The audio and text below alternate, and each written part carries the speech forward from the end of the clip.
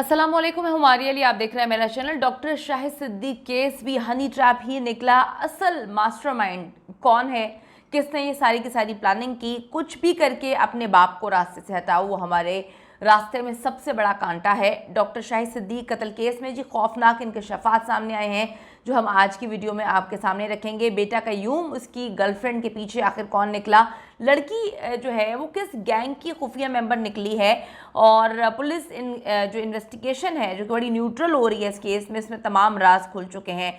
Shooters का इंतज़ाम किसने किया, एक बार्बर के ज़रिए ये डील हुई, इस डील में क्या मामला तय पाए। इतनी बड़ी प्लानिंग एक नशई लड़का किसी सूरत नहीं कर सकता था। एक मुकम्मल तौर पे गैंग है, पुलिस मास्टर माइंड की तलाश में है। ऐसा लगता है कि हनी ट्रैप किया गया और इस दरिंदे सिफ्त लड़के से अपने बाप को जो है बुरी तरह से गोलियां चलवा कर, बाप के ऊपर फायरिंग करवा कर उसको कत्ल किया गया। पाकिस्तान तहरीक इंसाफ के रहनुमा और कामयाब बिजनेसमैन डॉक्टर शाहिद सिद्दीक का केस हर गुजरते दिन के साथ उलझना शुरू हो गया, लेकिन पुलिस ने जी बड़ा अच्छा काम किया। पुलिस के काम करने की वजह यह है कि मौजूदा गवर्नमेंट पे जो है इल्ज़ामात लगाए जा रहे थे कि उनका लेना देना हो सकता है इनके कत्ल के पीछे, लेकिन ऐसा नहीं हुआ। पुलिस ने बड़ी अच्छे तरीके से काम करते हुए, पंजाब पुलिस ने ये बताया कि अपने ही जो बेटा है, जिसको घर में पाला, जिसको पैदा किया, जिसकी परवरिश इतनी अच्छी की, उसने अपने बाप की प्लानिंग की, और ये पहली प्लानिंग नहीं थी, इससे पहले भी वो प्लानिंग कर चुका था। पुलिस अगर 6 महीने पहले थोड़ी सी ठीक तहकीकात और तफ्तीश कर लेती, और डॉक्टर साहब खुद भी जो है इसको इतना इजी और लाइट ना लेते, तो डॉक्टर शाहिद सिद्दीक जो हैं वो ज़िंदा बच सकते थे और कयूम भी पकड़ा जाता। 6 महीने पहले जो खौफनाक अंदाज में इन पर जो है हमला हुआ, पुलिस ने भी बस अपने मगरों लाया सब कुछ, और उसके बाद डॉक्टर साहब ने भी इसको बड़ा लाइट लिया। पुलिस ने डॉक्टर शाहिद के सगे बेटे को तो गिरफ्तार जो है वो कर लिया है, लेकिन वो ये बात मानने के लिए तैयार ही नहीं है कि इतनी बड़ी प्लानिंग वो लड़का अकेला कर सकता है, क्योंकि उसका दिमाग इतना तेज़ नहीं चल सकता। ये बड़ी प्लानिंग की गई है, बड़े तरीके से प्लानिंग हुई है, इसको एग्जीक्यूट किया गया है। इस दौरान 2 मेन किरदार जी इस वक्त सामने आए हैं।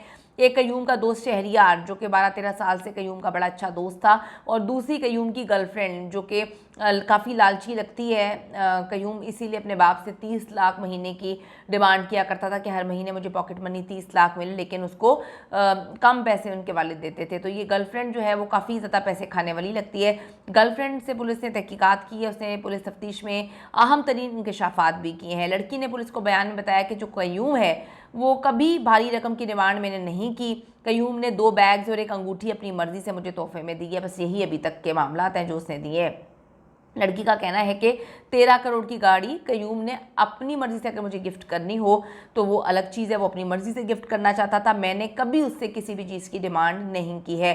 पुलिस इस एंगल से भी ये भी तहकीकात कर रही है, तफ्तीश कर रही है कि जी कयूम का दोस्त जो शहरियार है उसका कितना रोल है, और गर्लफ्रेंड के पीछे और कौन कौन से लोग हो सकते हैं, कितना बड़ा गैंग है जिसने डॉक्टर शाहिद को रास्ते से हटाने के लिए इतनी बड़ी प्लानिंग की। बड़ी ज़बरदस्त प्लानिंग हुई है, लेकिन पुलिस भी इस बार काम करने पर जो है वो तैयार थी। पुलिस ने कहा जी हमने भी काम करना है, हमने अपने काम को, जो पैसे हमें मिलते हैं, हलाल करने हैं। तो अगर इसी तरह से तहकीकात हर केस की हो तो पुलिस तो दो दिन में केसेस को जो है निपटा सकती है, लेकिन पुलिस काम करना चाहे तब की बात है। ये भी हनी ट्रैप का जी एक तरीका है कि जिसमें एक लड़की के ज़रिए अपनी मर्ज़ी के अहदाफ जो है वो हासिल किए गए हैं।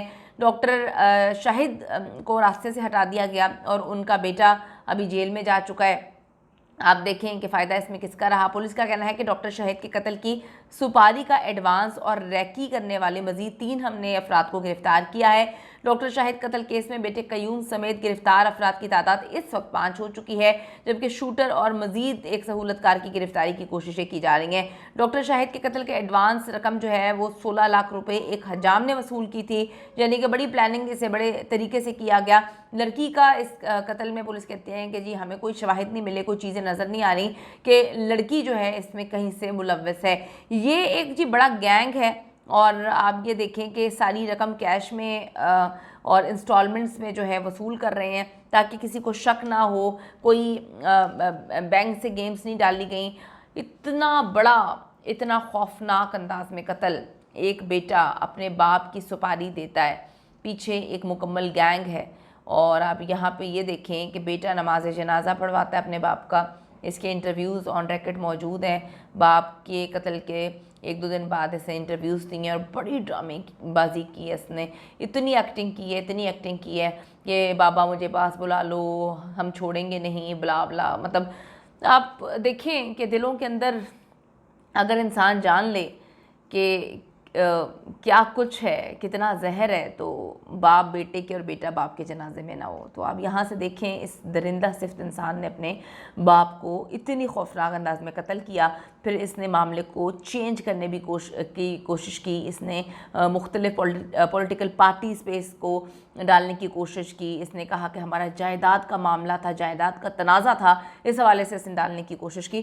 कमेंट सेक्शन में जाके बताइएगा कि जब पहला हमला हुआ था तो क्या डॉक्टर शाहिद को अलर्ट नहीं होना चाहिए था? जब इसने चंद महीने पहले घर में चोरी की थी तो बाप के दिल को साइड पे रख के क्या इसकी जो है ट्यूनिंग नहीं होनी चाहिए थी? क्या इसको पुलिस के हवाले नहीं करना चाहिए था?